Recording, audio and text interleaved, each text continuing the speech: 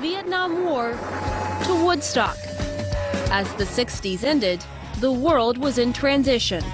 The 60s and the war and the civil rights movement had changed lots of people, absolutely. Including recent Wellesley graduate Hillary Rodham, who had just enrolled at Yale Law School and quickly caught the attention of classmates like Nancy Bekovac. She had big glasses, she wore bell-bottom blue jeans and work shirts. The thing that was most different about her was this focus on children. While the rest of us wandered around taking various kinds of classes, she was focused on women and children, children's welfare from the first. She never deviated from that at all, ever. Perhaps the only thing that would break Hillary's focus during her time at Yale was the adoring gaze of one promising young law student, a strapping, smooth-talking Rhodes Scholar from the great state of Arkansas. He was tall, he's 6'2", 6'3", and he had this huge head of sort of frizzy reddish hair, and he had an accent. Did he make his political ambitions known? Absolutely. When I first met him, I remember he'd been at law school maybe 2 or 3 days, and we went through the line in the lunchroom.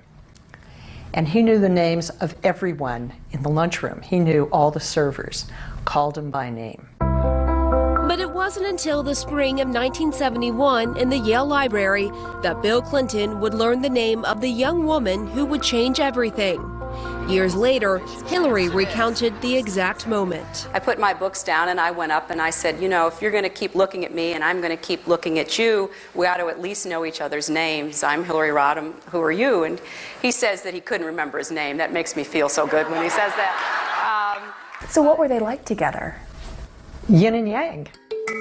I think he saw in her a great partner, somebody who was smart, who was driven, who was utterly disciplined and persistent. I think she saw in him someone who's exciting and emotional. And since they both cared about public policy, it was a terrific combination. A combination so special that soon Bill would ask Hillary for her hand in marriage for the first time. What was holding you back initially when Bill Clinton was asking you to marry him? I just hadn't thought about getting married. I was clearly in love, but I just wasn't quite ready to commit to marriage. And I also didn't know what I wanted to do. It was very clear what Bill wanted to do. He wanted to go into politics. And I thought, well, before I get married, I should know what I want to do. So I said no that first time, and then he came back and asked me again. I said, no, I'm still not ready. So instead of tying the knot and moving to Arkansas, where Bill was forging his political career, Hillary followed her passion to Massachusetts and went to work for her mentor, Marian Wright Edelman, at the Children's Defense Fund. My work with the Children's Defense Fund showed me how much we needed to do to help kids, abused and neglected kids. You know, kids in adult jails, kids with lousy schools, I mean, all kinds of problems. So I was fixated on what we could do as advocates to make changes. Everything she did very well. I trusted her to send her out to do any bit of research, whether it was basic research or whether it was to go into the field. But Hillary was always, again, she was always a star. But soon, another opportunity emerged that gave Hillary a front row seat to history. What did the president know, and when did he know it? In 1974, Hillary moved to Washington, D.C. to work on the investigation into President Nixon's impeachment and called her friend Sarah Ehrman looking for a place to stay.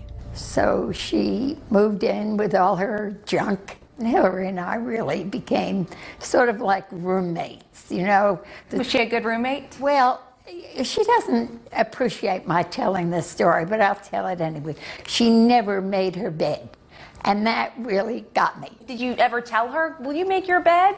I think once I said, Hillary, for crying out loud, make your bed. And did she start making her bed? No, she never made her bed.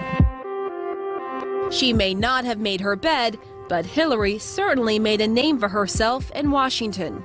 She earned the respect of every attorney and staff member that was on that committee, as well as the House Judiciary Committee members. Terry Kirkpatrick was also an attorney working on the investigation, And we worked hard. We worked 7 days a week, 12 to 16 hours a day, till the president resigned. I shall resign the presidency effective at noon tomorrow. That same week, Hillary had an announcement of her own. She said, I'm going to move to Fayetteville, Arkansas. And I said, why? And she said, I want to be with my boyfriend. That was Bill Clinton. But he was from Arkansas, and I said to her, you're not going to move down there. I was stunned, and I did not know anything about him, and I obviously was kind of, who is he, you know, in Arkansas. I said, you've got the world in front of you now. You could go work on the Hill, you can go do anything you want. And she said, I love him and I want to be with him. And there's no arguing that. That wasn't going to stop Sarah from trying.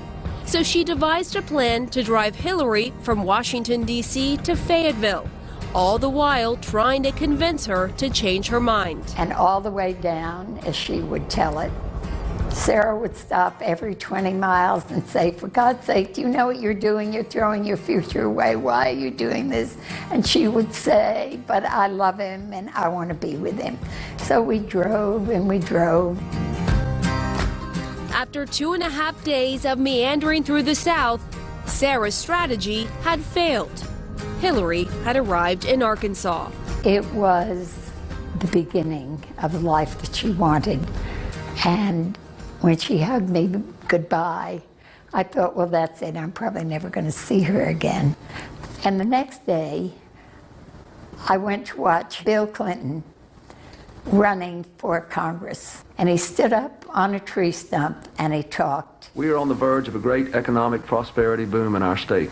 And that's when I knew she was right.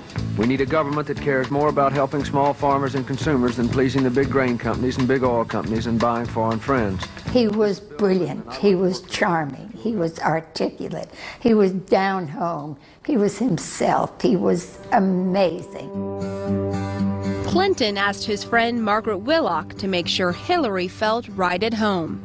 And right before she came, he did call me, and he said, don't forget, she's coming, I want you to call her. And I said, okay, I will. And I did call her the second day she was at the law school, and that's when I met her. Hillary had accepted a position to teach at the University of Arkansas Law School and to expand the school's legal aid clinic. But while Hillary was starting her new career, Bill was busy running his first campaign. I'd never known anybody in politics before, and so I was a little bit hesitant to be thrust into that. But it was his dream. I wanted to support him, but I also wanted to be sure that I was continuing my work as well. I mean, she was so smart, and she was so good. Jim Blair and his then girlfriend Diane bonded with Hillary almost immediately. You would be very surprised to know that an awful lot of the time politics was discussed. They loved talking politics. But in the fall of 1974, the only politics they were talking was Bill Clinton's run for Congress. There's a fella here been talking some about being our next congressman. Though Bill Clinton lost that race, a year later, he'd take one last shot at something else he'd been fighting for. She said, Bill's asked me to marry him again. I want to marry him. I want to spend the rest of my life with him. But I don't want to get married right now. But I'm afraid if I say no, he will never ask me again. And my advice to her, which may not have been the best advice anybody ever gave her, was to say yes. In a small ceremony in their Fayetteville home on October 11, 1975, Hillary and Bill would say, I do. Bill saw the smartest woman he'd ever seen, a woman that could read his mind, a woman that understood him down to the core. She saw somebody that could make her laugh no matter how bad things got. But Hillary would have no way of knowing just how bad things could get. Coming up. Yes, I was Bill Clinton's lover for 12 years.